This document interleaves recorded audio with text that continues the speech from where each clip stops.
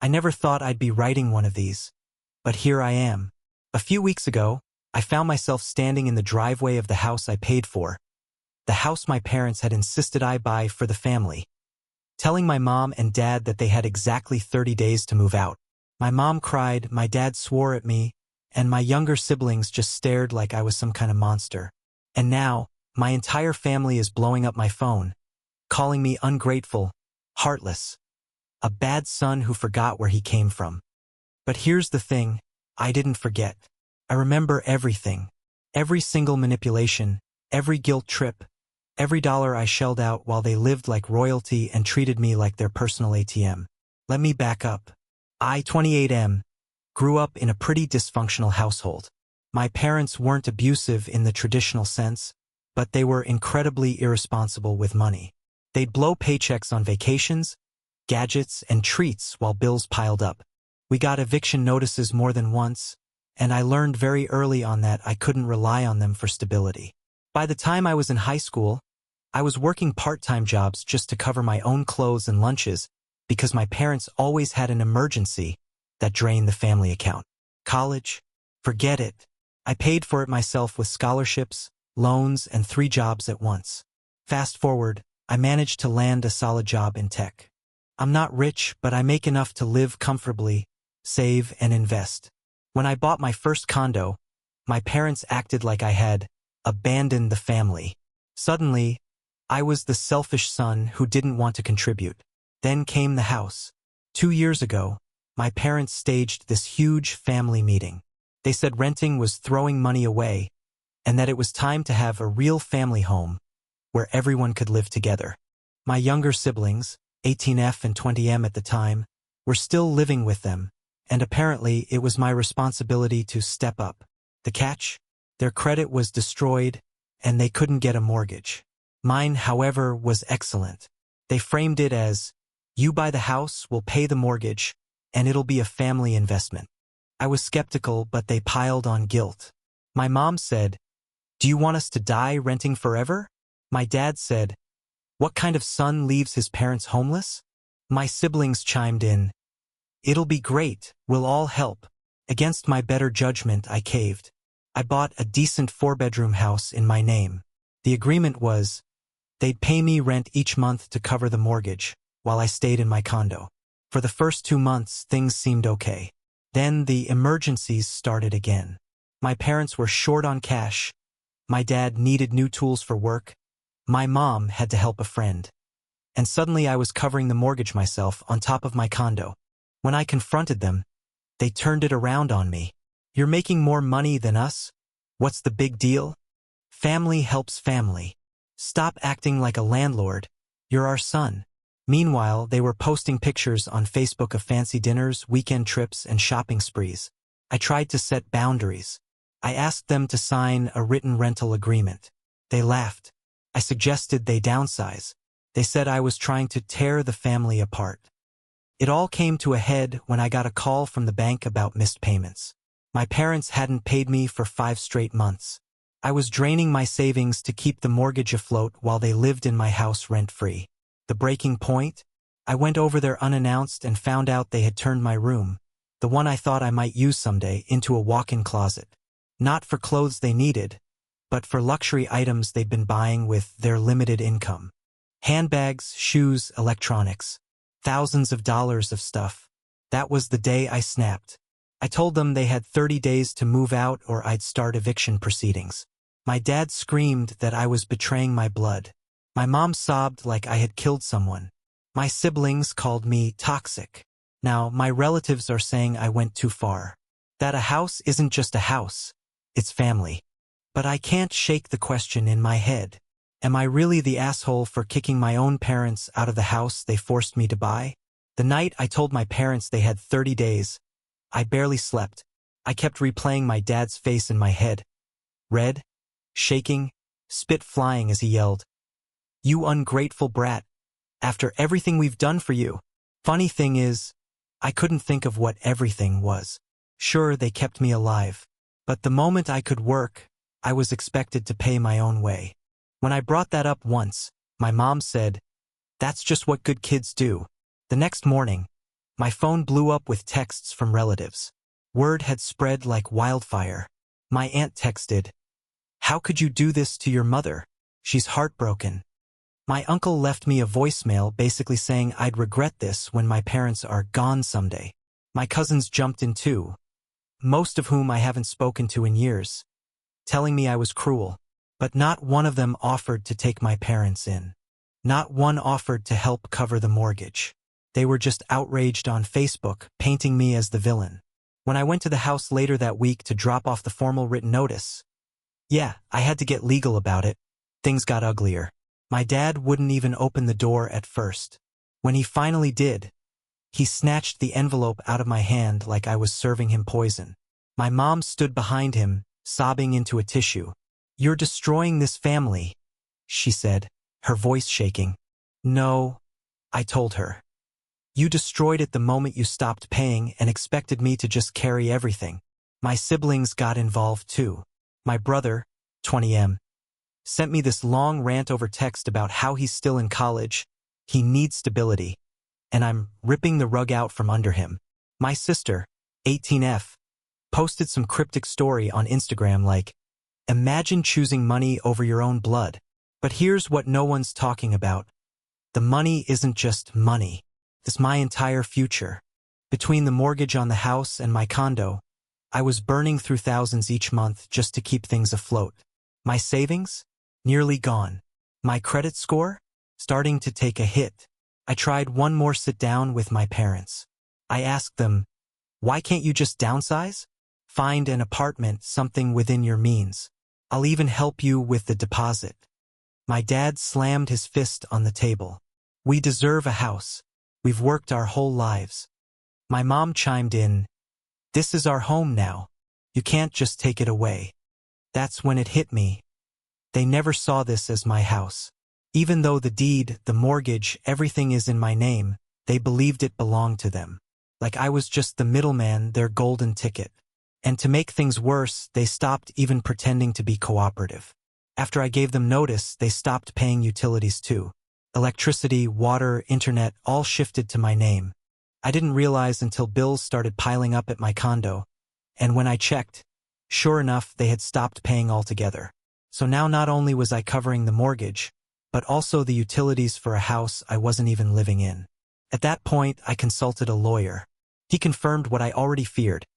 Even though they're my parents, even though it's family, I had to go through a formal eviction process if they refused to leave, which meant paperwork, court hearings, and potentially months of legal back and forth while they lived in my house rent-free. When I told them that, my mom gasped like I'd stabbed her. "You would drag your own mother into court?" My dad laughed, this bitter, ugly laugh. "Good luck. You'll regret this." And then came the kicker. They told me if I went through with this, they'd ruin me. "We'll make sure the whole family knows what a selfish snake you are," my dad said. "You'll never be welcome again." That night, I sat in my condo staring at my bank account, wondering how the hell I'd ended up here. I busted my ass to escape the chaos I grew up in, only to get sucked back in because I let guilt win. And now, with the clock ticking down on that 30-day notice, I had to decide. Do I go through with eviction and nuke whatever relationship is left with my parents? Or do I keep draining myself dry and hope someday they magically change? The truth is, I already knew the answer. The first day after the 30-day notice expired, I drove past the house to see if maybe, just maybe, they'd packed. From the outside, nothing looked different. Same cars in the driveway, same curtains drawn, same lawn uncut. I knocked. My brother answered, smirking like he'd been waiting for me. "Yeah, we're not leaving," he said casually, leaning on the doorframe. "What are you gonna do? Call the cops on your own family?" I felt my stomach drop. This wasn't denial. This was defiance.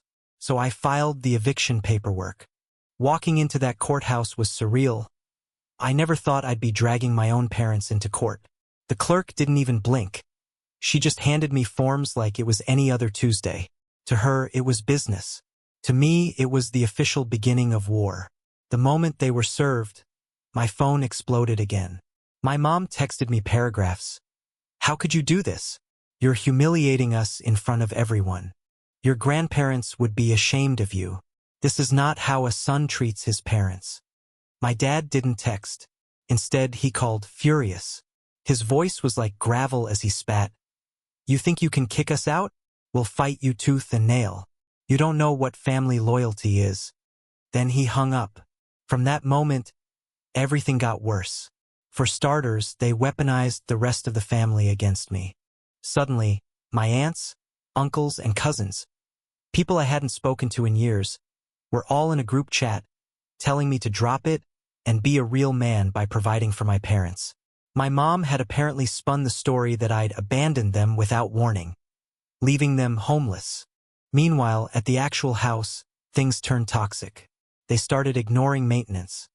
Garbage piled up on the curb, grass knee-high, mailboxes stuffed. I got a letter from the HOA threatening fines. Guess who was on the hook for that? Me. But the worst part was what they did inside. When I finally got permission to inspect the property, with a sheriff's deputy there to keep things calm, I nearly lost it. Walls stained, carpets ruined, holes punched in the drywall. My dad shrugged when I asked about it. Wear and tear, he said with a smirk. My mom acted like she couldn't hear me, staring at her phone the entire time. My brother was sprawled on the couch playing video games, barely glancing up. Better call your lawyer, he muttered. My sister rolled her eyes at me like I was ruining her life. It felt less like a home and more like they were squatting on my dime.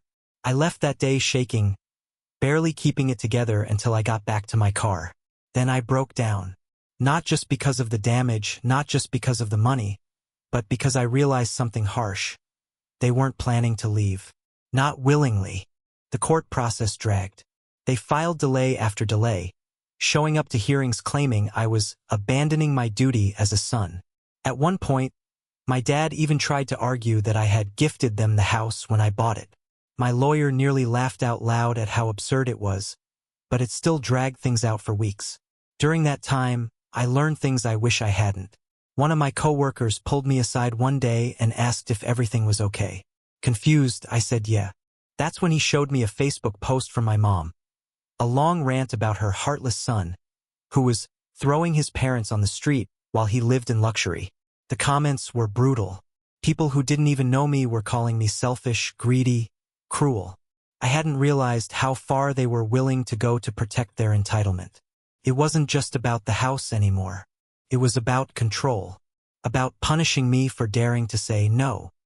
And as the court date for eviction loomed closer, I couldn't shake the pit in my stomach, because I knew, when they were finally forced out, they wouldn't go quietly. If anything, the real battle hadn't even started yet. The day of the final court hearing felt like Judgment Day. I sat there in my best suit, sweaty palms gripping a folder of documents, while my parents strutted in like they were victims of some grand injustice. My mom wore black like she was attending a funeral. My dad crossed his arms and glared at me the whole time. The judge was professional but firm. After reviewing the deed, mortgage, and payment history, he made it crystal clear. The house was mine. They were tenants who had failed to pay rent, and the law was on my side. Eviction granted, the judge said, his gavel striking once. For a moment I felt relief, like maybe I could finally breathe again. But then I glanced at my parents. My mom gasped loudly, clutching her chest as if she'd been stabbed. My dad muttered something under his breath, loud enough for me to hear, "This isn't over," and he meant it. 2 weeks later, the sheriff's deputies arrived to enforce the eviction. I didn't go, I couldn't. My lawyer advised me it would only escalate things. But when I went to the house afterward, I almost wished I hadn't.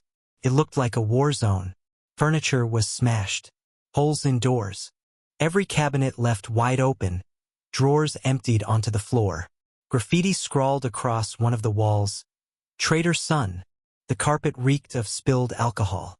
In the kitchen sink, there was a pile of rotting food mixed with what looked like ashes from burned papers. And my room, the one they had turned into a luxury closet, was gutted. Hangers scattered, closet rods ripped down, even the light fixture smashed. It wasn't just vandalism. It was revenge. When I confronted them by phone, my dad laughed. "You wanted us out? Fine. Enjoy your precious house now." My mom sobbed in the background, saying, "We had no choice, you ruined us." Insurance covered some of the damage, but not all. I ended up sinking thousands more into repairs. Money I'd been saving for a down payment on a better place for myself. My savings account was basically gone. But the damage wasn't just financial. My parents doubled down on their smear campaign. They told every relative, every family friend, every old neighbor that I had kicked them to the curb. According to their version, they were innocent victims, forced to live in their car while their rich, ungrateful son hoarded houses. The truth? They immediately moved in with my aunt. But she didn't know the full story. She believed their narrative, and every time I showed up at family gatherings, rarely now, I was met with glares, whispers, and cold shoulders. One night, my cousin confronted me at a barbecue. "How could you do that to your own parents? You act like money's more important than blood." I nearly lost it. "Blood doesn't pay the mortgage," I snapped. "Blood doesn't cover thousands of dollars in repairs after they trashed my house." He just shook his head and walked away like I was the crazy one. It was isolating. I had friends who supported me, coworkers who said I did the right thing, but family? They were gone. In their eyes, I'd committed the ultimate betrayal. And yet, a part of me still felt guilty. Even after everything, I kept wondering if I could have handled it differently, if I should have just swallowed the cost and let them stay. But that guilt evaporated when I got a letter in the mail a month later. It was from a debt collector. Apparently, my dad had taken out credit cards using my name and social security number. Identity theft. By my own father. That was the moment I realized. This wasn't just family drama anymore. This was war. When I opened that letter from the debt collector, my first thought was that it had to be a mistake. A mix-up. Some stranger with the same name.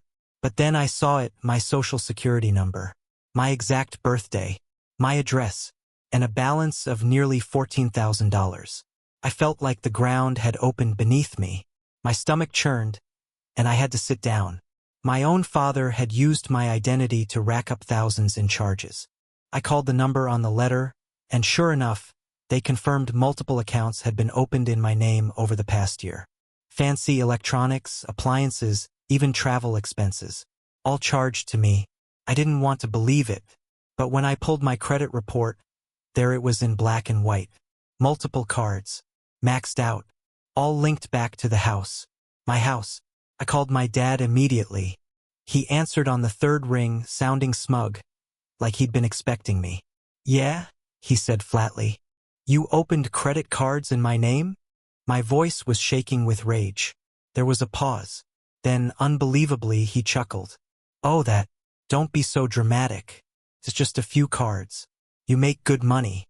You'll pay them off in no time." "Are you kidding me? That's fraud." "It's family," he shot back. "Family doesn't call it fraud. Family helps each other.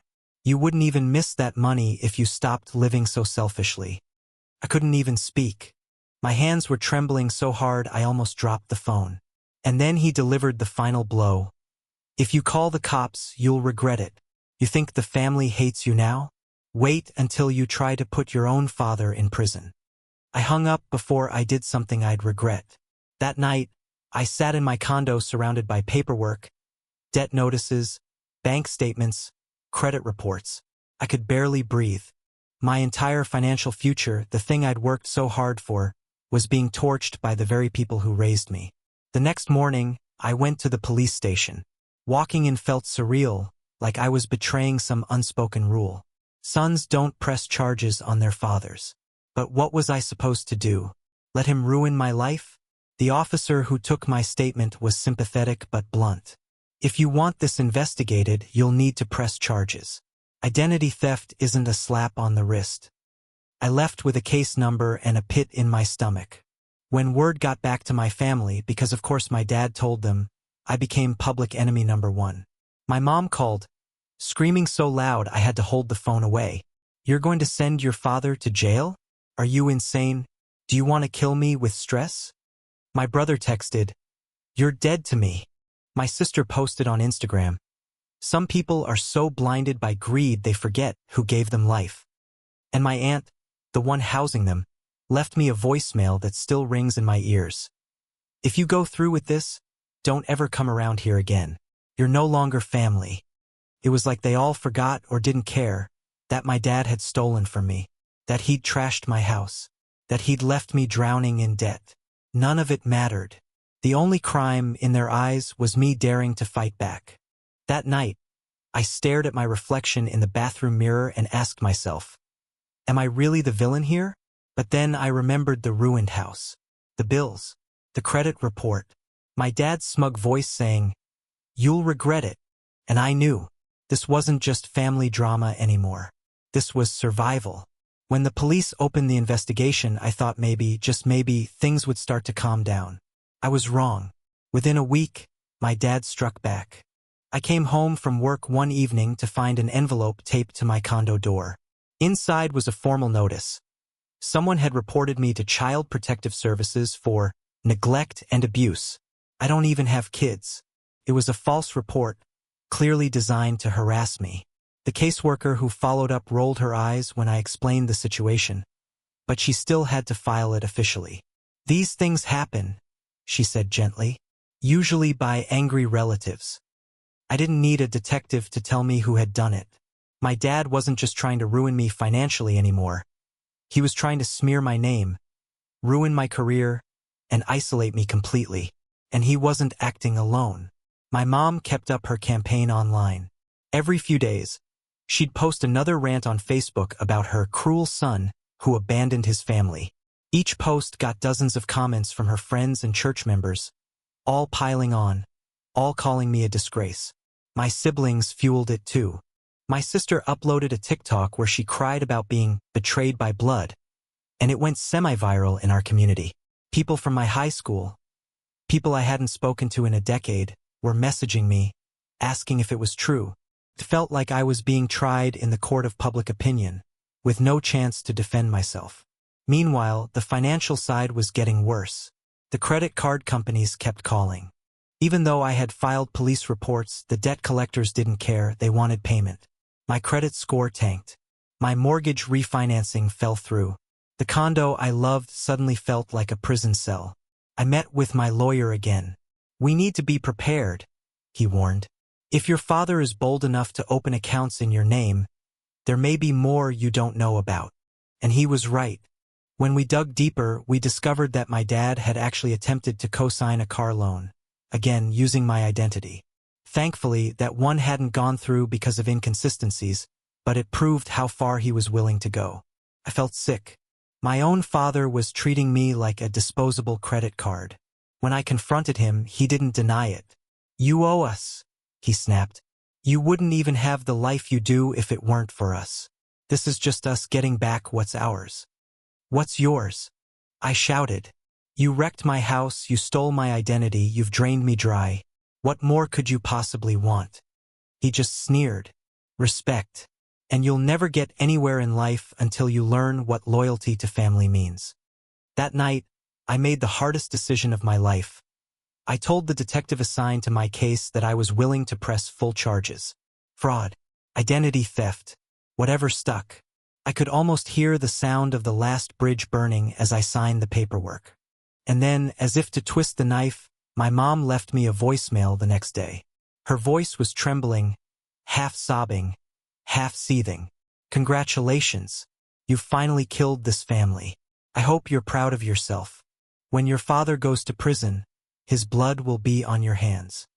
For the first time in my life, I felt completely alone. No parents, no siblings, no extended family. Just me, my condo, my lawyer, and the wreckage of the people I used to call family. And I realized the real battle wasn't about money anymore. It was about survival, about reclaiming my life from the people who thought they owned it. But deep down, I also knew my dad wasn't going down without a fight. The day my father was arrested felt unreal. It happened early on a Tuesday morning. A detective called me at work. We've executed the warrant. He's in custody. I just sat there staring at my computer screen, numb. This was the man who had taught me to ride a bike, the man who cheered at my little league games. And now he was in handcuffs for stealing from me. The news spread through the family like wildfire. My mom called me screaming so loud I couldn't even understand half of it. She accused me of destroying her marriage, of humiliating her in front of the whole community. My siblings unleashed a storm of hate messages. Hope you're happy you ruined Dad's life. You'll regret this when he dies in there. You're not our brother anymore. But despite the noise, the DA moved forward. The charges were serious. Identity theft, fraud, unauthorized use of personal information. My dad had been sloppy. His signatures were messy, his purchases traceable, his IP address connected to applications.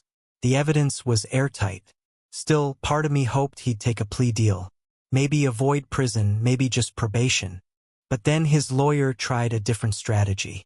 They claimed I had known all along, that I had permitted my father to use my identity, and now I was retaliating because of family drama. Basically, they painted me as a spoiled brat who had turned on his parents out of spite. When I heard that, I almost laughed from disbelief. Then the anger hit. My dad was willing to throw me under the bus, to ruin my career, my name, my entire future, just to save himself. And then came the real gut punch. During discovery, my lawyer received bank statements that revealed something I didn't expect. My mom had been involved too. She wasn't just passively letting it happen. She had used my stolen cards herself, online shopping, salon payments, even a deposit for a spa retreat. When I confronted her, she didn't deny it. Her voice was cold. We gave you life. We raised you. You wouldn't have anything without us. You think we're criminals, but we were just taking what we deserved. Couldn't breathe. My own mother. That night, I sat alone, staring at my reflection in the dark window of my condo. I had no parents anymore. Not really. Just two strangers who happened to share my blood. The trial loomed, and the tension was unbearable. Extended family stopped speaking to me completely. My aunt blocked my number. My cousins unfollowed me on everything. It was like I had been erased from the family tree. But the isolation forced me to see something clearly. I had spent my whole life bending under their guilt trips, their manipulation, their demands. And now that I had finally broken free, they were lashing out like cornered animals. The day of the preliminary hearing, I walked into the courthouse alone. My mom and siblings sat on the other side, glaring at me like I was a traitor. My dad shuffled in wearing an orange jumpsuit, chains clinking at his wrists and ankles. And for the first time in my life, I didn't feel small in front of him. I didn't feel like a scared kid being scolded. I felt like someone finally standing up to a bully. When the judge asked if I wanted to proceed with the charges, my voice was steady. Yes, Your Honor. And that was it. The point of no return. My father was heading for trial. My mother was now implicated. My siblings hated me. My extended family disowned me. But for the first time in years, I felt a flicker of something I hadn't felt in forever. Freedom. The trial started 3 months later. By then, I'd lost count of how many family members had blocked me, unfriended me, or sent me hate mail. I didn't care anymore. The only thing that mattered was getting justice and keeping my financial future intact. Walking into the courtroom that first day felt like stepping onto a stage. My mom was there, dressed in black again like she was mourning.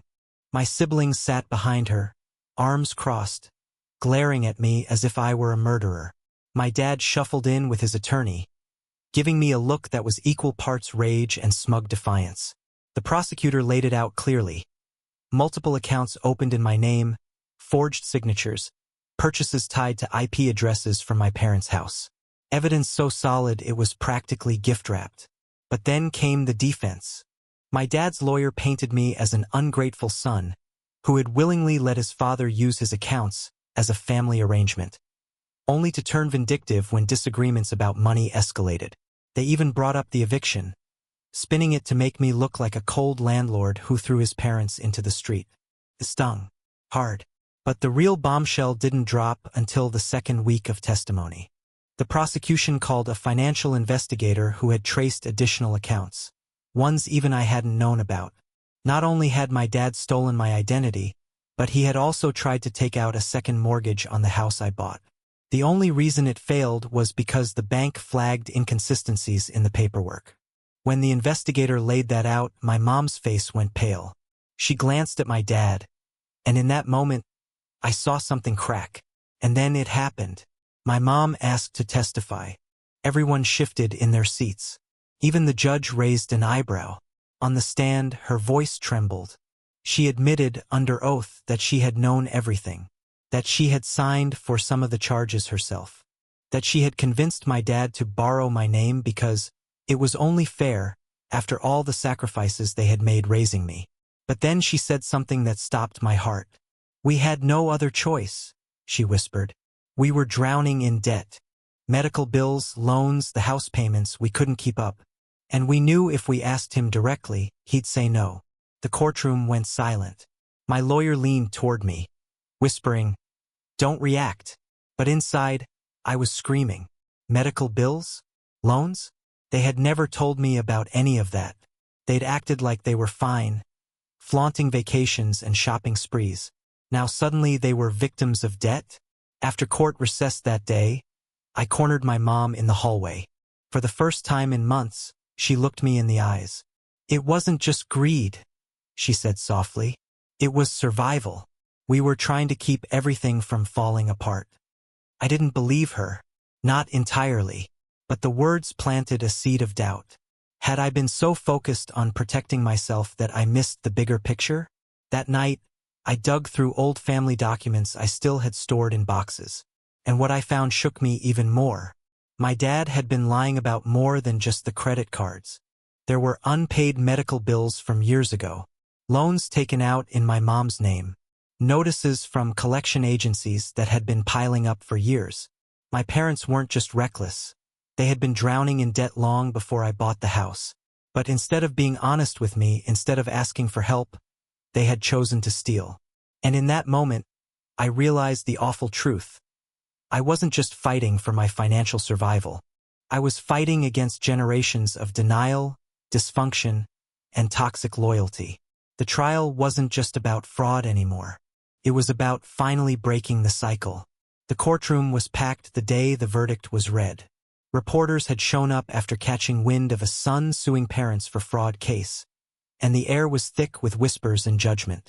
I sat at the plaintiff's table, hands clenched so tightly my knuckles turned white. My lawyer whispered, "Breathe." Across the room, my mom clutched a crumpled tissue while my dad sat stone-faced, as if he already knew how this would end. My siblings sat behind them, glaring daggers at me. The judge's voice was steady, unemotional. "On the charge of identity theft and fraud, a guilty." The words rang out like a gunshot. My dad closed his eyes. My mom let out a strangled sob. My siblings gasped, one of them muttering, "This is bullshit," loud enough for the bailiff to snap at them. But it wasn't over. The judge continued, detailing the restitution order. My parents were required to pay back the stolen funds, plus damages. My dad faced probation, mandatory counseling, and community service. The accounts were frozen. The house? Officially safe under my name. Legally, I had one. But emotionally, it felt like a funeral. My mom wouldn't look at me. My dad's lawyer stormed out without another word. My siblings cornered me in the hallway afterward, their faces red with rage. "You ruined everything," my sister hissed. "Do you have any idea what you've done? You put Dad in the system. You humiliated Mom. You destroyed this family." I wanted to scream that they had destroyed it themselves, long before the trial, that I hadn't swung the hammer. I had just pointed out who was holding it. Instead, I said nothing. That night, I sat alone in my house. The same house I had once imagined as a warm family hub. It was quiet, but not peaceful. Just empty. For the first time, I wondered if winning was even worth it. Then came the phone call. It was my mom. Her voice was small, broken. "We're moving out of state," she said. "Your father can't stay here. Everyone knows what happened. We'll never live it down." I swallowed hard. Part of me wanted to ask where, to check if they'd be okay. But another part of me, the part that remembered the betrayal, the screaming, the endless manipulation, stayed silent. Before she hung up, she said something that burned into my brain. "You may have won, but you'll regret this when you're alone." Click. I stared at the phone for a long time. Maybe she was right. Maybe I would regret it. But I also knew this. If I hadn't stood up for myself, I'd be buried under their debt right now. The next morning, I checked my mailbox. There was an envelope inside with no return address. Inside was a single sheet of paper. Blood is thicker than water, but debts are thicker than love. No signature, no explanation. And in that moment, I realized the war with my family wasn't over. It had only changed battlefields. The weeks after the trial were surreal. My parents had moved out of state, taking my siblings with them temporarily. My phone stopped buzzing constantly with angry texts, but the silence was almost worse. For the first time in years, I was truly alone.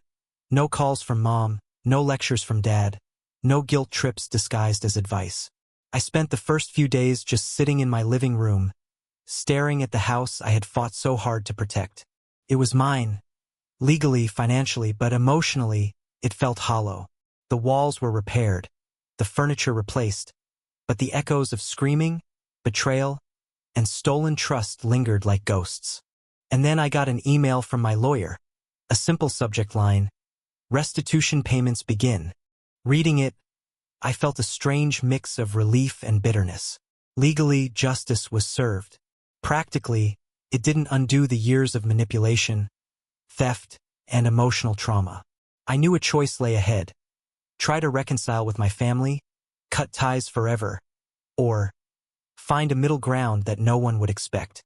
Reconciliation felt impossible. My parents had stolen from me, trashed my house, and turned everyone against me. My siblings still viewed me as a villain, thanks to years of spin and manipulation. And yet, a small, stubborn part of me, the part that remembered childhood birthdays, soccer games, and late-night talks, wanted to reach out. I drafted a message to my mom. Simple, direct. "I'm done letting this destroy me. You betrayed my trust, but I won't live my life fueled by anger. I hope you all find your way, but I need distance. I'm not cutting ties forever, but I need time." I didn't expect a response. The reply came the next day. "We understand. We'll respect your boundaries. Take care of yourself." It was short, almost formal, but it carried weight. No guilt-tripping, no manipulation. For the first time in my life, I felt a sense of cautious hope. Over the next few months, I focused on rebuilding. Financially, the restitution payments covered some of the damage. Emotionally, therapy helped me untangle the complicated web of guilt, anger, and obligation. Socially, I started reconnecting with friends I had distanced myself from during the family chaos. And slowly, life returned to a version of normal. The house, once a battlefield, became a sanctuary again, a place I could call my own. Sometimes I think about them, about my parents, about the family I lost and the lessons I learned. And I realize something crucial. Sometimes protecting yourself isn't selfish. It's survival. And sometimes, loving your family means letting them go, even if it breaks your heart. I'm not naive. I know our paths will cross again. I know tensions may flare. But for the first time, I feel in control. I have boundaries. I have security. And I have the knowledge that I survived the kind of betrayal most people can't imagine. In the end, AITA? I don't know. I think the answer depends on perspective. To my parents and siblings, yes, I was cruel. To myself, no. I finally chose my life over the endless cycle of guilt, manipulation, and debt. And that choice, as hard as it was, saved me. I still carry scars, emotional ones, financial ones, but they're mine and I will decide how to heal them. And that, I think, is the closest thing to peace I'll ever have.